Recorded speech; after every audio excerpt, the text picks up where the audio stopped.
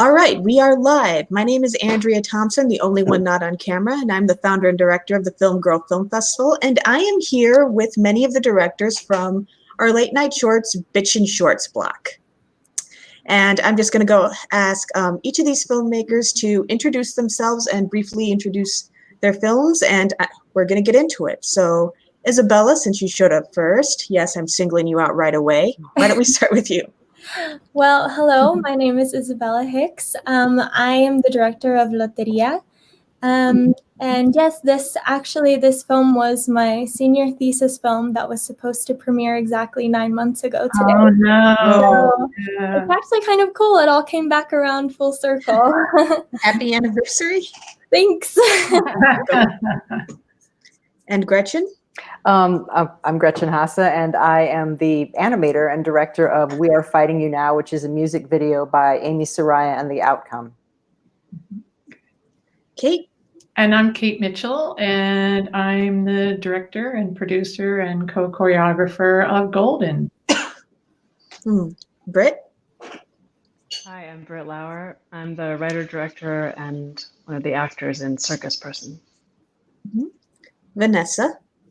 I've got a little bit of legs, like video-wise, so please let me know that you can hear me all right. My name is Vanessa McGowan Horrocks Powers. I'm Oxford Comma Films. I'm the director of Midnight Rose, director, writer, editor of Midnight Rose. Yeah. And go ahead. Yeah.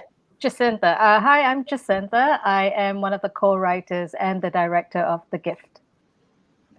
All right. First of all, thank you, ladies, for joining me and for being a part of the festival. Thank you. Thank you for having us. Thank you for having us. Including us. And okay, I'll start with Isabella again. Your film Loteria is such a, forgive me if I'm not pronouncing every name, film and filmmaker. Feel free to correct me if I'm not. But anyway, your film Loteria, it is such a surreal look at a life from a very specific perspective. Can you kind of tell us more about that perspective and why you decided to take the route that you did? Yeah, so Loteria, the surreal element of my film just kind of comes from obviously what I'm inspired by and just my preferred way of expressing myself. I kind of approached the film sort of like a film poem. So the whole film, it has like one main narrator throughout it, who is Destiny or Fate. And she kind of is just narrating this story about the unknown fate that awaits all of us, and like never knowing when a new surprise is going to appear in our lives and how we're going to react to it. So it really was just a film that I came up with because I was, trying to cope with my own just like feeling of not knowing what was going to be next for me after school or even just like the next year. And clearly we're in a place where we had no idea this was going to happen. So I think it was kind of cool. It was like just me trying to say that even though we don't know what's going to happen next at any point in our lives, that things are going to end up okay. And Gretchen, I've known you a while, so I'm going to ask a very respectful question, I think. Why are you so weird?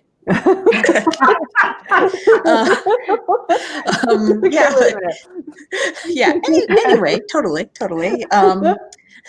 You take this music video, as it were, is kind of about like fighting the power. So this is like more surreal but yet more stranger approach. So can you tell me kind of your process behind the video and why you decided to take that approach? It's a really good question because, well, I've been I do a lot of different mediums, video, animation, comics, murals. I do a lot of different kinds of things, and animation tends to be, not always, but it tends to be really planned out. That's part of the nature of it. You kind of have to.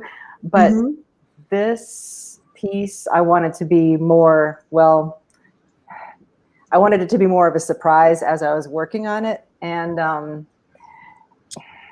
mean, there's so much that goes into protest and so much that goes into imagining different futures that we discover a different future as we move forward, and I kind of wanted that as a part of the approach.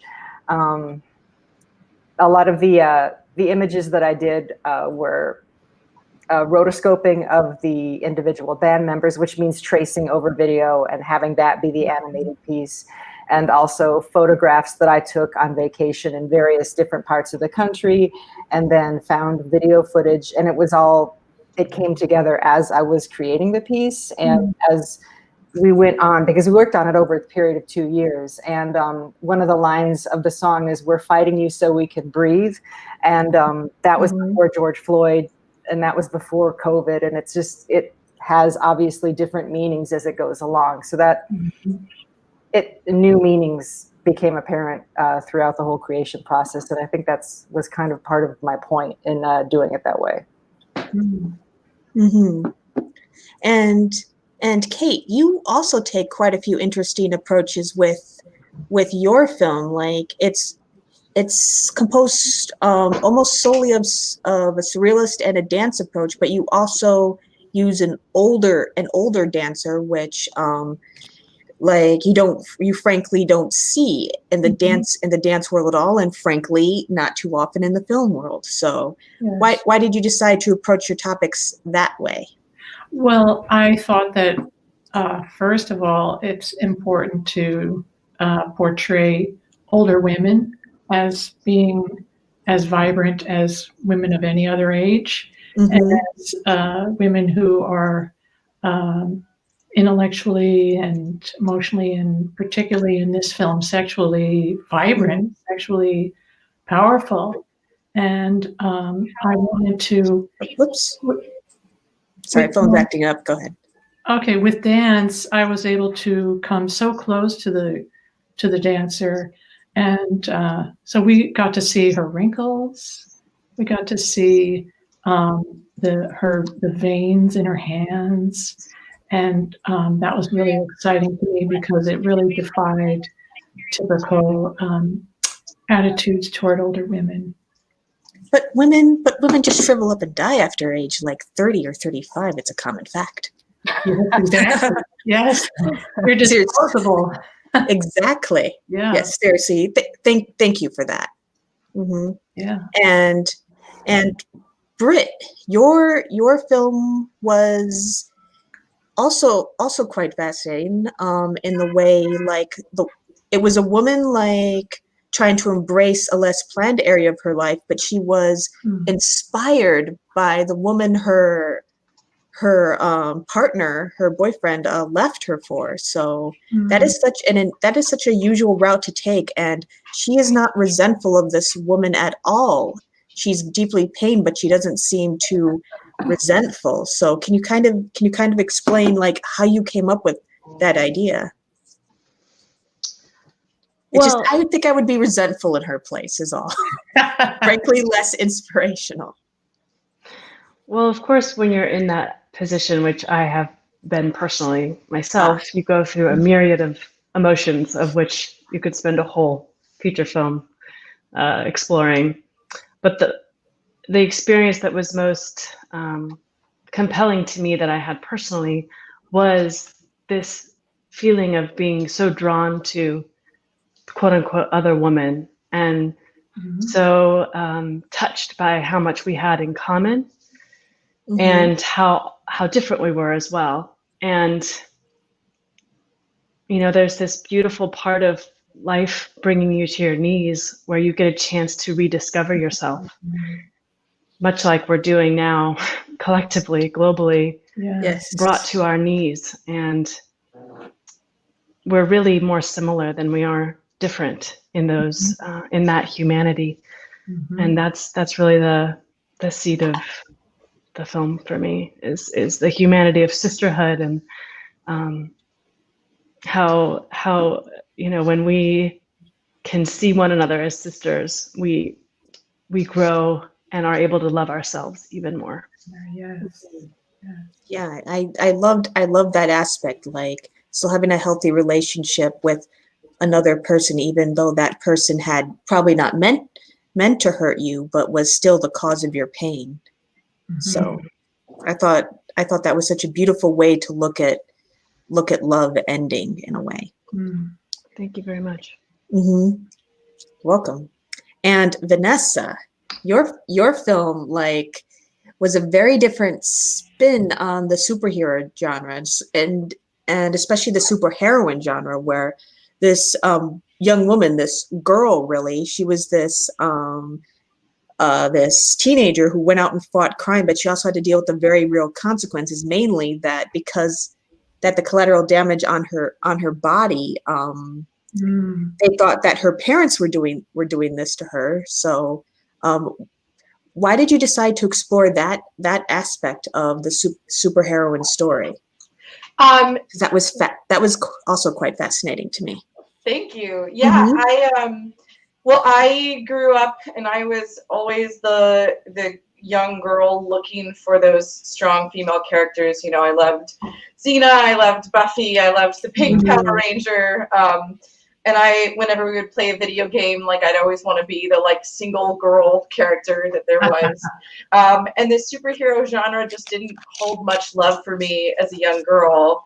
And then when I was a teenager, I watched some anime. I watched Sailor Moon, and there wasn't just one female heroine, there were 5 of them, and that was just so cool to me. And so that was something that really continued to inspire me as I grew up. And then when I was approaching this story, I was kind of coming from this place of there's been this resurgence in the superhero genre of gritty realism, but I had never seen sort of almost this magical girl superhero, you know, this teenage girl superhero with this sense of gritty realism.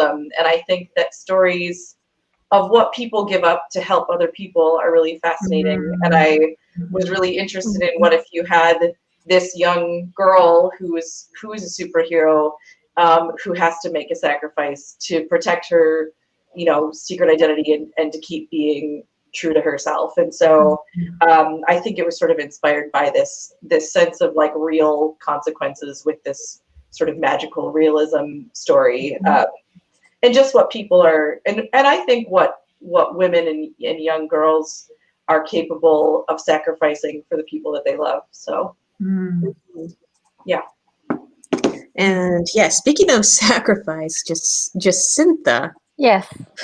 Your film The Gift was in a way about a girl who was being sacrificed in a sense for her difference, and she found a kind of power, but this power turned out to be an incredibly unhealthy thing in the end, to say the least. When you talk about the ending. Yeah, sorry, not trying to give any spoilers, but yeah, I thought it was interesting because it was in a way a very life-saving friendship that was something that was life-saving but also somewhat toxic. So why that approach? Oh, that's really interesting. That's a very interesting question. I've never been asked that before, but I'll try and answer that the best I can. I think the thing about our film is that one of the inspirations we got with the film was the fact that we were thinking about the crow or the raven that we worked with, and when you think about the raven, they don't just symbolize death and all these, when you guys think about raven, you think about death, you think about fear, you think about stuff, but the flip side of a raven is also about loyalty and friendship, and so oh god, I just totally went off board here. I'm sorry, could you just repeat your question? I just it's one of those things. Okay, yeah. I guess, why did you decide to explore? How did you come up with this friendship, I guess, that was simultaneously life-saving but also toxic? Oh, okay. So I think when we sat down to write the story, Kendra, Emma, and myself, we weren't really sure how or where we wanted the story to go, but it's just the fact that she was, this character was bullied in school, and then she needed a form of escapism, and so we felt like But we know that it's, like life is not always black or white. There's always a gray area in between. So there is that. That's why we wanted to mix the toxic with that. Within that friendship, that there's that toxicity, but there's also that love and that binds them, and that loyalty that binds them. So we wanted to explore that level in the story. Does that make sense? Yes. I yes, hope so. Definitely. Pardon me. I haven't been drinking. I haven't. Another thing I noticed about all of your films, to go into the general thing, was that in their own way, I think each of your films, like, was very feminine. And I think that makes sense, as you're female filmmakers, obviously. But I think as kind of a critic and someone who's not a filmmaker myself, I think we're sort of entering kind of like a new, well, in a sense, we're kind of grasping how the filmmakers started, which was full of female filmmakers and also quite feminine. I just feel like for a long time, female filmmakers kind of felt pressurized to make a film, frankly, from a more male, to kind of imitate the perspectives of men. Did you ladies ever feel the pressure to do that? And do you feel like, I mean, do you agree with me? Did you ever feel the pressure to do that, or do you feel like things have changed throughout your career? Or no, that's a very wide-ranging question. I was going to say, I feel like I've really always sort of marched to the beat of my own drum when it came to what kind of films that I made. But I think for me, one of the main things that's happened is when I was first starting out, I think it was really hard to find other women to collaborate with. Like I would very often be the only woman on a set who wasn't acting. And maybe even on my own set, that would be the case. And I think that I felt like I had to fight so much harder to obtain like the vision I was aiming for. And I think one of the things that's happened as I've gone on is now I do get to collaborate with more women, and also the men that I do collaborate with, I'm very comfortable sort of saying, well, this is how I want to do this, and I don't really need to explain it to you. I think that that's something that's happened, is I've just realized just what you're saying, that there is a real feminine perspective to the work that I do, and I've stopped being apologetic for that. And part of that is just getting older and getting more confident, but part of that is having those other female voices with mine to sort of reinforce and say, yeah, this makes sense. Yeah, this works. So I think there have been those changes, but I think sometimes those changes are happening internally as we get older and learn to say fuck it more. Yeah. Sorry. Just define the process of maturity right there. I feel like for me, it's been the process of, first, like, I'm not entirely sure what I mean by feminine or what is meant by feminine. It's more like finding your own voice. And when you're trying to collaborate with a group of people, especially if you're maybe the only or one of the only women, there can tend to be a lot of friction. And then I don't know, for me, I eventually realized, you know what, there might be kind of a gender thing going on here. And so there's that process for me, is like, okay, maybe there's something about the way I'm trying to express myself that is off-putting because of my gender. I'm not sure. But over time, finding out who you are and finding out how you can take charge of the situation. So that's been the process for me. Yeah. I feel like for our film, interestingly, Emma, Kendra, and myself, we really wanted to work together. So if anything, that it was our desire to collaborate first was what jump-started our whole project. And we knew from the very beginning that in our film we wanted to work with women, and we made sure that all the heads of production in our film were all women. So our producers, our VFX person, sorry, our makeup artists, wardrobe stylists. I mean, they were all women. But we also had a few men in our crew, and they were very respectful, and they knew that they were very aware of the place that they were in. They were very grateful that they were able to collaborate with us as well. So for us, it was a very important step, and we were able to do that because we recognize what we have as female filmmakers or in the industry. We know what we can contribute to. We know we know that we didn't feel any pressure at all, because we felt like, we are we wrote something good. We think we can put out something pretty fantastic, and we all had confidence in each other. So there wasn't any like, oh, maybe this guy might do this a little better, or maybe that guy might do it. It didn't feel like that for us. So I think the fact that we went in with a lot of confidence helped us. Definitely. I've never made a film before, so my experiences were all new ones, but I feel very lucky in that almost everyone behind the camera was a guy behind the cameras.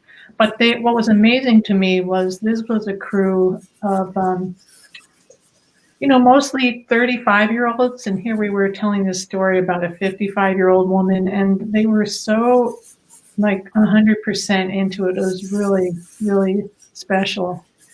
I also had asked for as many women on set as we could.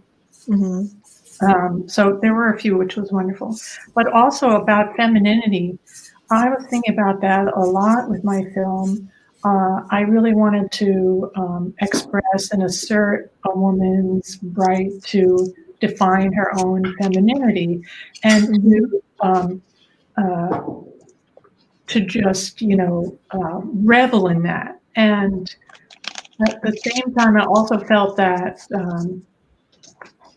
were we walking a fine line between experiencing as she experienced, and touching as she touched, and feeling as she felt, or were we becoming voyeurs? And so were we objectifying her, or were we experiencing her own self, her own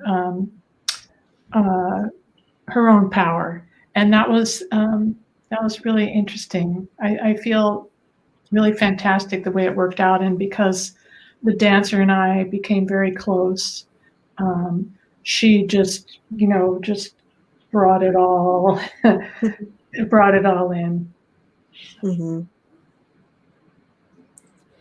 I think going off of what Gretchen mentioned about just feeling like not necessarily like I was a female, and also like what Vanessa said, like I'm not just a female directing a film that is feminine. It just felt like this is just my voice. And I was lucky enough to be able to find people to work with who also agreed with my voice and what I had to say, and wanted to help me make it happen and come to life. And I had a lot of amazing women in key creative roles on my set, which was awesome. But we also had, a lot of men on set too, also mostly like in camera department. We also had an amazing production designer. And honestly, it just kind of felt like also, I don't know if it's coming, having been in film school in an age where there's more of an awareness of like women in film and let's lift up women's voices. I kind of feel like everyone in school was aware of that. And so they all, they wanted to like help elevate that feeling and help just respect it in general, and just treat it like, okay, everyone's an artist here, and we're all just trying to help artists make their film. Make their art. And that's the commonality with all of your films, I think. It was feminine because you could tell this is your voice, and you were kind of given the freedom to express that. And yeah. Britt, I don't believe we've heard from you. Yeah, so this was my first film as Ooh. well, and you know, I think it takes courage to tell a story, regardless of who you are.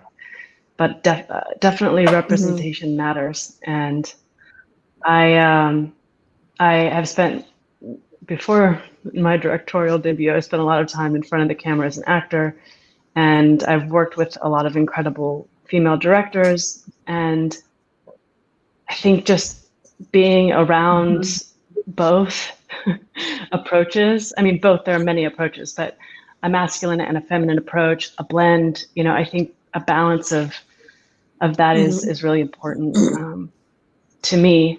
And yeah, representation matters. I think it matters to everybody too, because if you only have one voice or one type of voice that's constantly represented, then everybody's limited. Definitely. Yeah, that's right. Definitely. And yeah, part of the reason you all are in my Bitchin Shorts block is that your films all took a really unusual take on your subject matter. So whatever genre your film is, what inspired you to kind of get into that genre? Okay, I'm gonna get this out of the way. I'll tell you this. When we first wrote this film, we had no idea this was considered. A lot of people thought it was a horror, and we're like, "Oh, we wrote a horror short? Really? We had no idea. No idea." What inspired us to write our film was, well, we live in the Bay Area, so we have like the beautiful northern redwoods here in Northern California.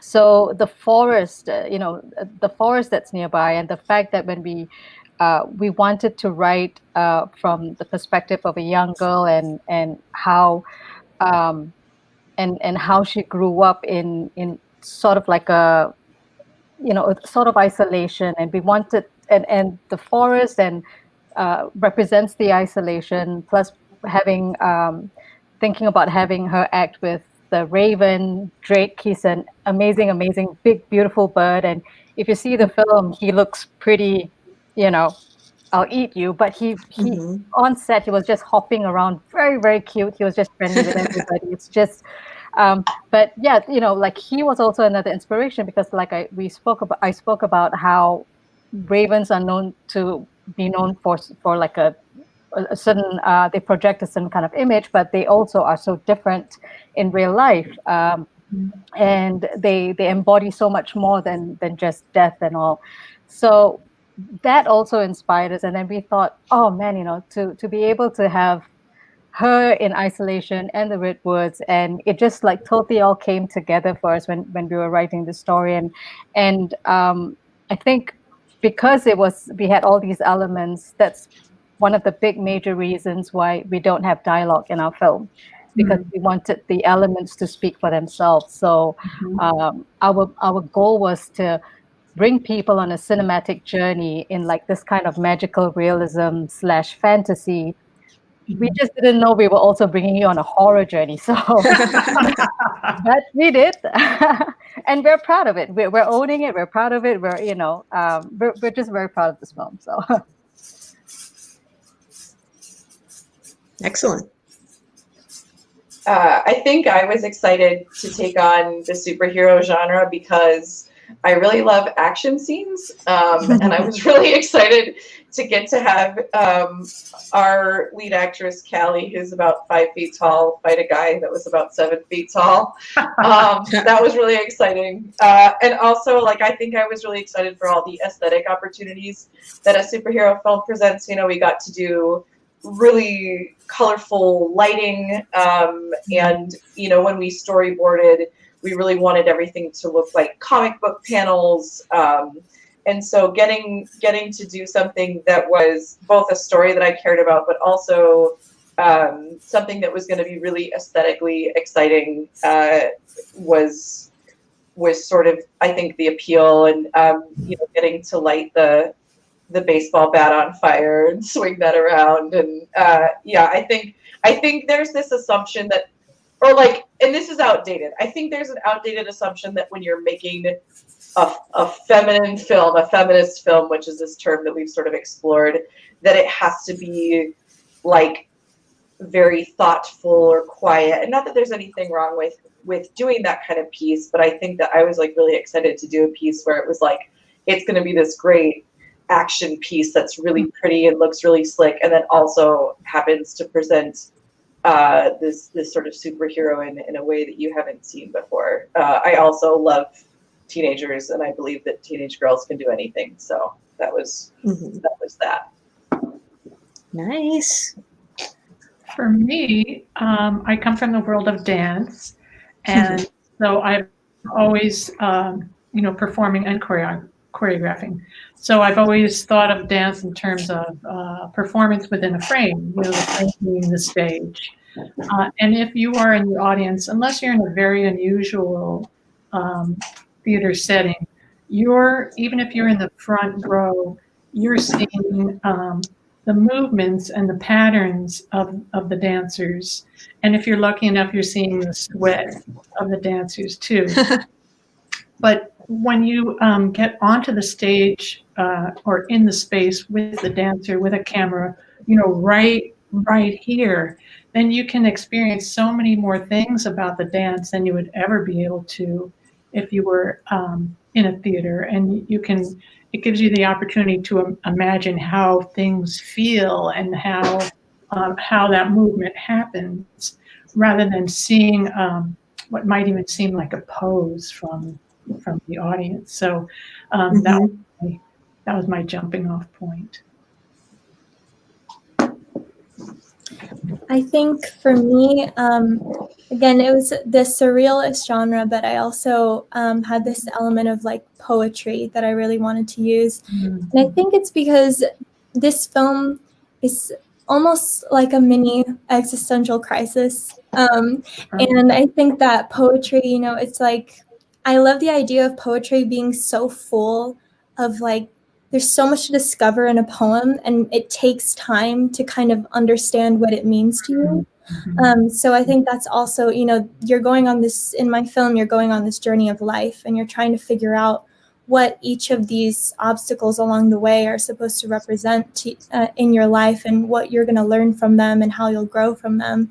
So being able to make it like a poem and implementing the use of kind of like tarot cards, which I always found very horrifying. I was always very scared of the idea of getting my fortune read on cards, because I was like, if I get it read, I know I'm going to expect all of those things to happen. I'm just going to live my life like, okay, well, when is that card going to come out? And just like, looking around waiting for it. And this film kind of plays with that idea too, and is just like, listen, things are going to happen and you never know how they're going to work out, but it's all about like the experience that you gain from it and how you choose to use this opportunity that is presented itself in your life.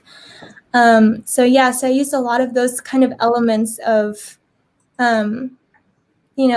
fears and deep like poetry, like trying to understand what poems mean, and putting that all together to make this film that even when I watch it today, I find like, oh my gosh, that's what that thing means now, or that's what this thing means now. It always changes, and I think that's what was really exciting for me in making the film. So I have a background as a face and body painter, and I also have spent a lot of time with circus folks, traveling with a few small circuses, and I knew that I wanted there to be a docu-blend style in part of the film, because there's nothing more beautiful than actual circus performers living their lives. And so we did a blend style in parts of the film. And on the flip side of that, we had a very meticulous stop motion animation of body paint on my body. And so the genre, the form kind of revealed itself to us in the edit, I think, of how we were going to have stylistically the different elements of something very raw and improvised feeling intertwined with something very planned. And if you, well, you animator, Gretchen, you must know, it's just very many frames to make 30 seconds. Yeah. I think we took a whole day to shoot one sequence of stop motion for 30 seconds. Yep. Yeah. And it was amazing. I mean, I have so much respect for animators. Or pity, I don't know. You know what? Tomato, tomato. Gretchen, have we heard from you on this, actually? Well, I was just thinking about, I've directed live action, regular video as well. And there's certainly there's an element of the unexpected and discovery when you're working with other people. That's something I really love, when I have a script and then the performers interpret it in a certain way or do something I wasn't expecting and we go with it. I really love that. Animation is a different kind of discovery.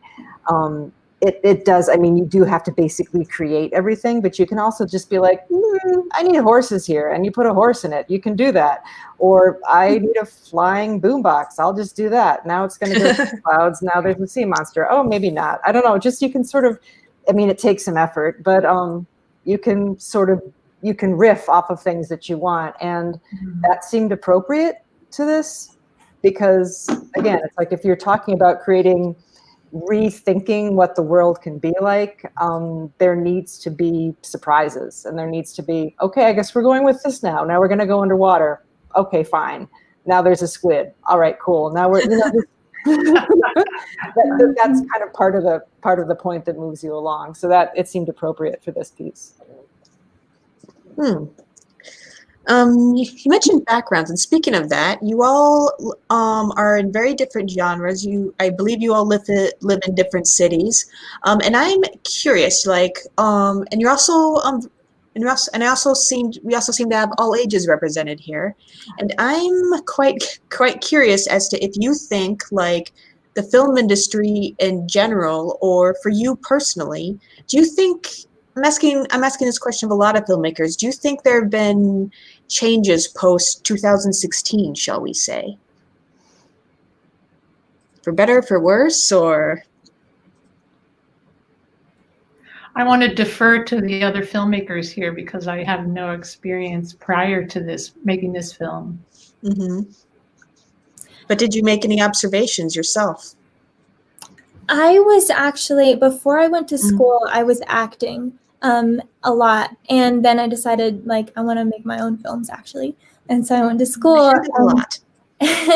And it was actually, yeah, I mean, there's so much going on still in the industry right now, and especially in terms of representation. Yeah. And that's something that, as I've developed scripts, like with filmmakers that I've been constantly around, like in school and in classes and everything, it's always being aware of the stories that we're telling and making sure that, you know, we're giving voice to and a platform for people who need that platform and who need to share their voice.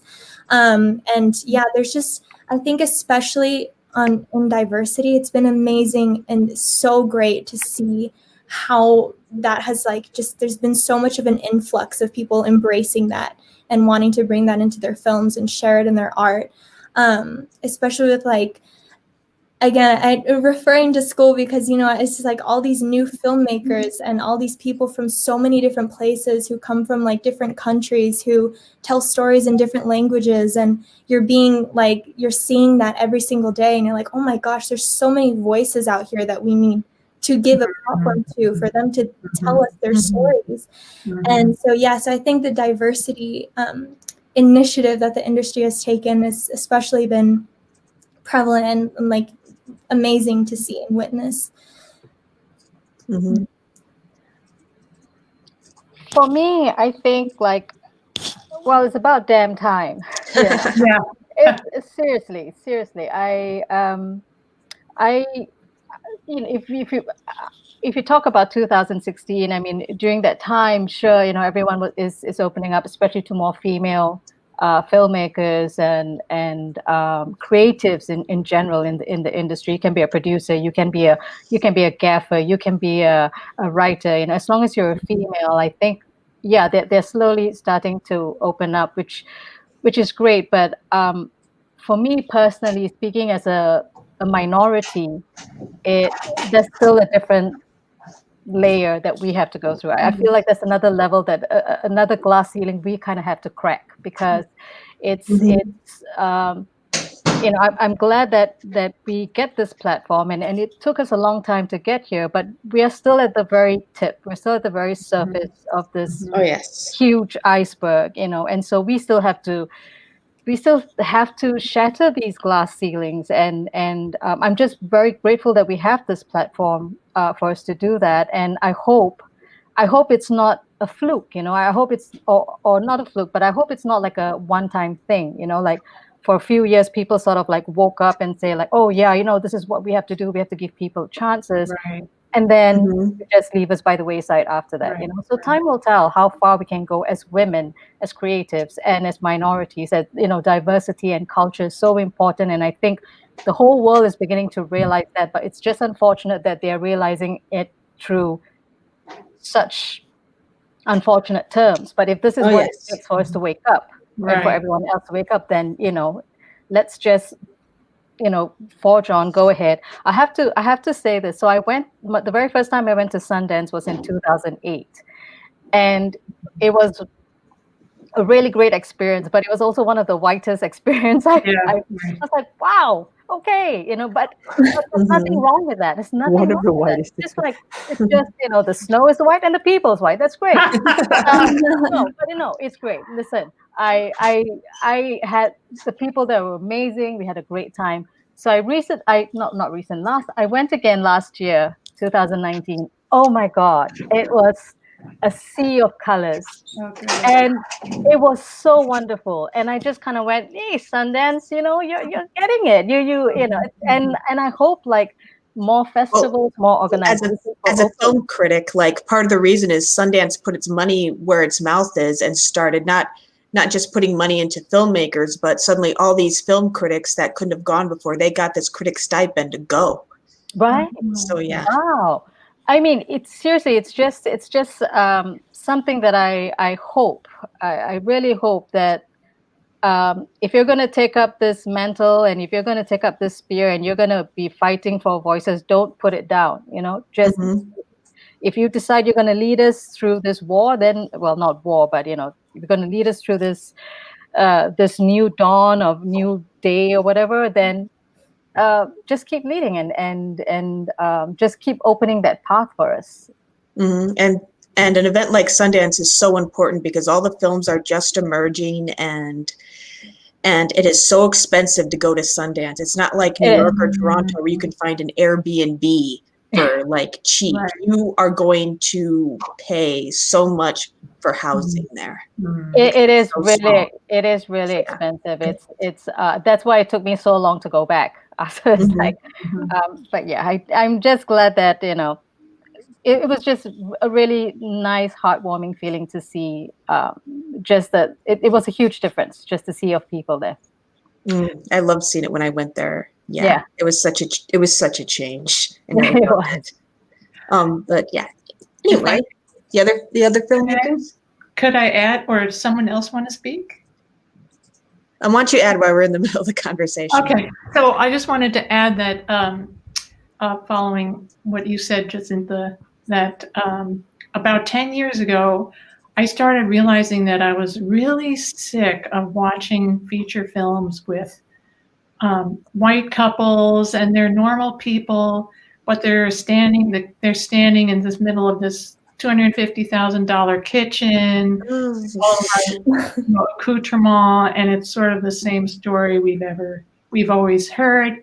And I started feeling like, can we have something different? You know, what are other people doing? Let's explore other things. And I think now, and it's a cliche to say since Me Too or since Black Lives Matter, these things are changing. But I think that there is more interest now in finding and exploring stories that haven't been explored and that are so interesting and they're so meaningful, and not just to the people whose story it is, but to all of us. Mhm. And so I find that really exciting and very hopeful. Who can relate to the $250,000 kitchen anyway? I mean, like, Right. I can relate to fantasizing over it. Yeah. Yes. But Britt and have you spoken on the topic though? Getting back to it. See, I'm already starting to lose track. Yeah, so have things changed over the past 4 years? I would say yes, and it's a step in the right direction. I still feel there's a lot of work to be done, and there's still a lot of stories that are still being told in this very similar fashion.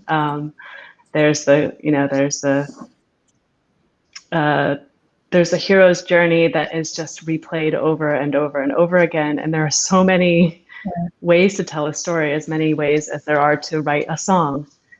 We don't all have to write in the fashion of a lullaby.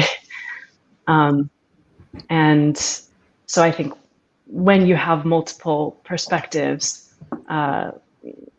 creators who are coming from different backgrounds, and I think we're moving in that direction. But I don't feel like media totally looks like the world yet. Yeah. No, not yet. Yeah, I think I'm what I would call cautiously pessimistic. I'm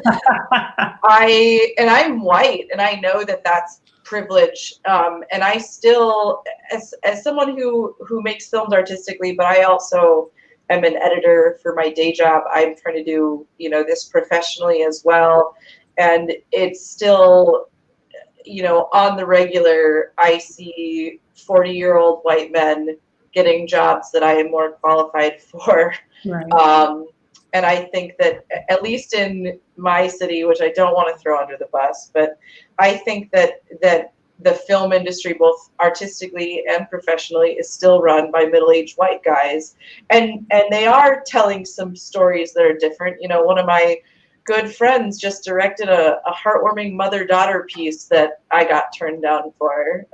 It's like, you just get sick of sort of over and over again feeling like you're the voice that something needs and not being provided those opportunities. I think talking about Sundance and things like that, it's like the people, the white middle-aged men in power need to start acknowledging when they're not the best fit for an opportunity and passing it along. And I don't think that they're ready for that personally. And I think that is something that I am disappointed by pretty regularly. And I think definitely moving in the right direction, but I think moving too slowly for my tastes, certainly. And like I said, and that's coming from a place of relative privilege, being a white woman. And so I know it's even worse for anyone with another intersectionality on top of that. So for me, yeah, I say too slowly. Before I move on to the next question is, I believe everyone's spoken on this topic. Alrighty. We have about 10 minutes left, so I wanna spend that time exploring, like, what do you each of you hope that audiences take away from this film, from your film?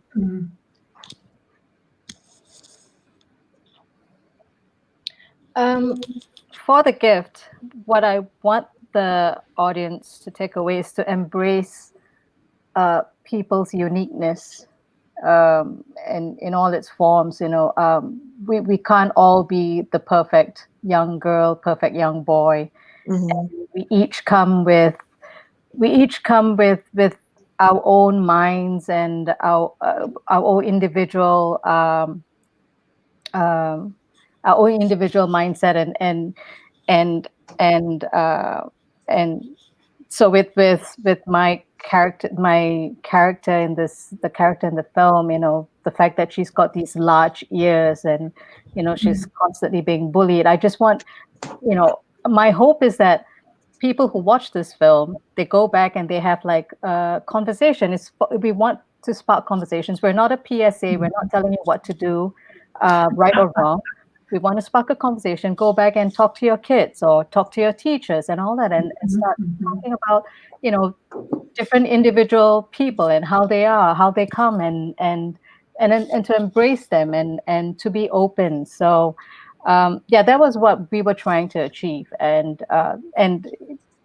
it just in a very different route. But the main thing is we hope we make people go home to talk.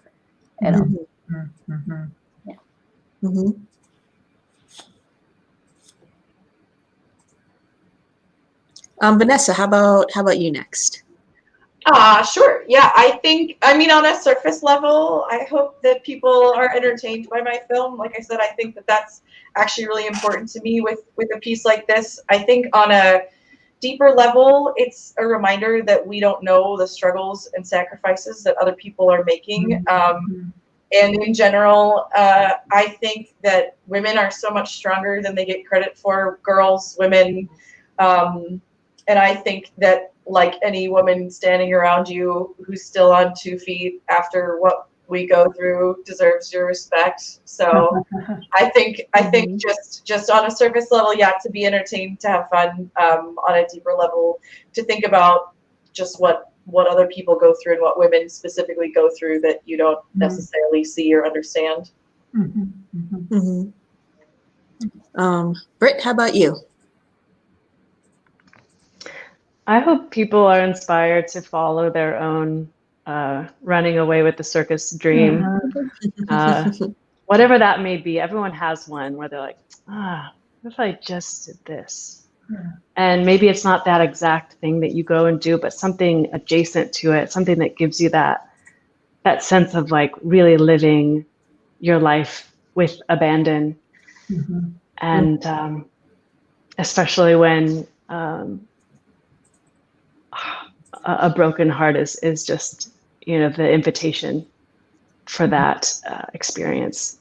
So when you find yourself broken open, that it's a chance to go on the adventure of a lifetime. Kate? Well, 2 things. I hope that people will come away with rethinking age and the value of older women and the gloriousness of older women, and that will spark their sort of a who knew. But I also want people to I hope people will come away with just this kind of a sense of gloriousness or lusciousness, and just a sense of abandon and a sense of feeling beautiful and totally expansive in this very literally golden environment. And for me, it turns out that's a really great place to visit because everything is so not golden right now. Yeah.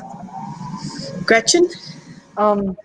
Sort of to riff off of Britt's observation of a broken heart being sort of a gateway, I'd like to invite the audience to embrace the power of a cataclysmic change, because it's happening whether you want it or not, and it opens all sorts of possibilities. They don't necessarily have to be bad, just very, very different.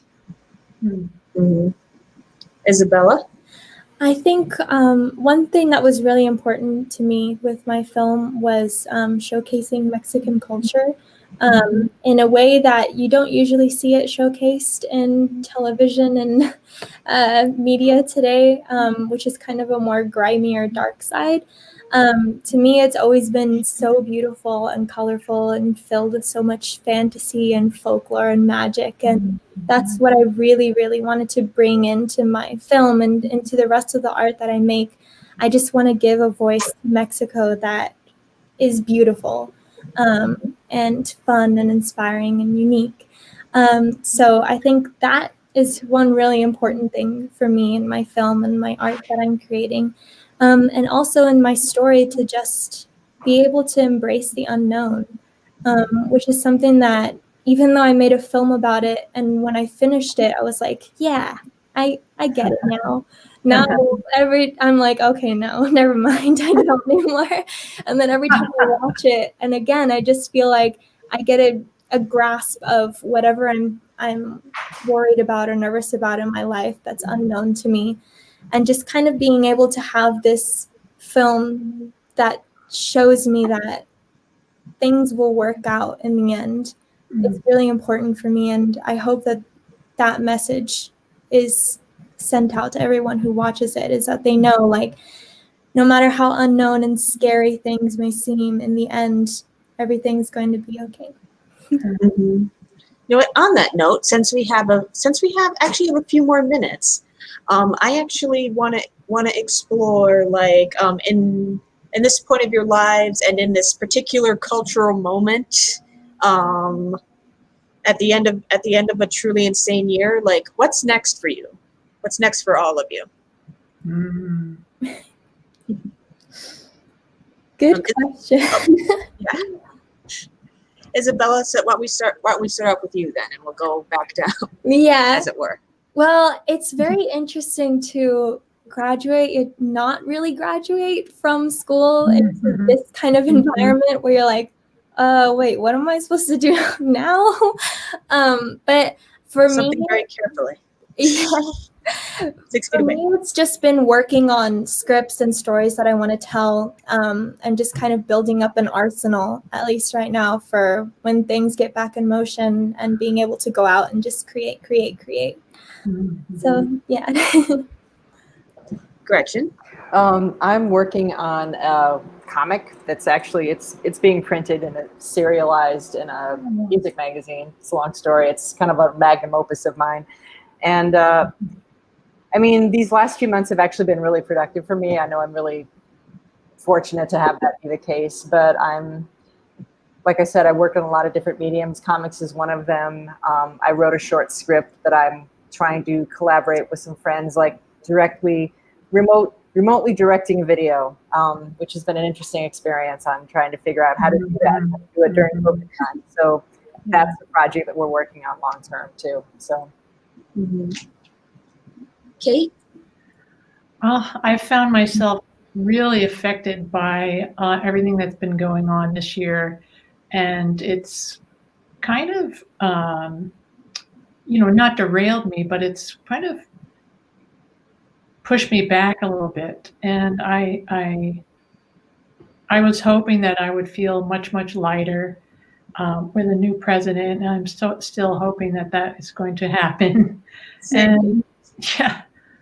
And also, I'd been feeling more optimistic about the virus, coming into a situation of more control. But of course, that's not happening either. And I'm the kind of person who's affected very deeply by things that are going on around me. And so I've been thinking about a lot of things, but I haven't started any of them.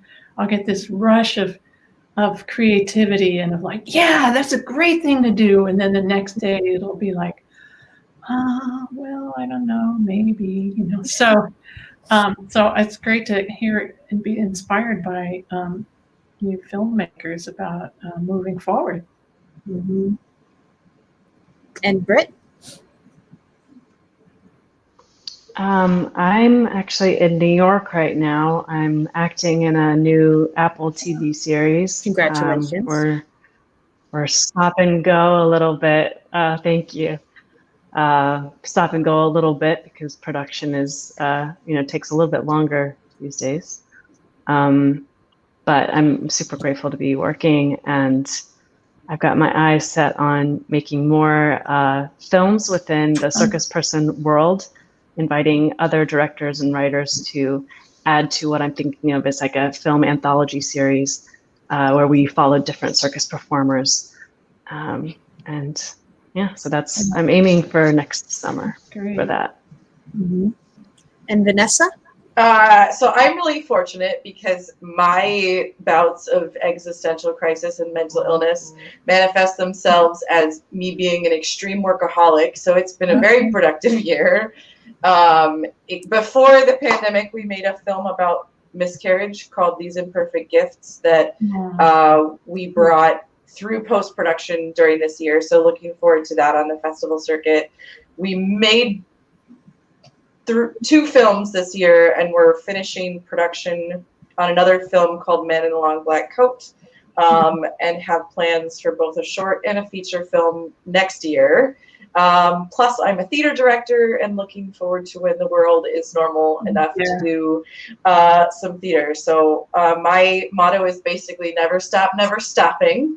And if you want to keep track of anything I'm doing, my company website is oxford-films.com, and we keep up to date on everything we're doing, and you can see like the 5 films that are in post-production right now.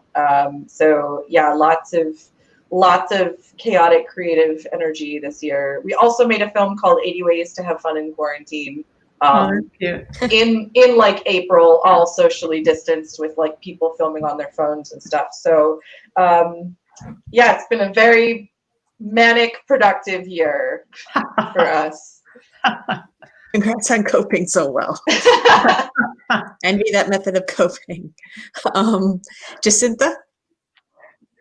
So I actually started writing develop a feature script last year, and it's inspired by the race riots in Singapore in 1964.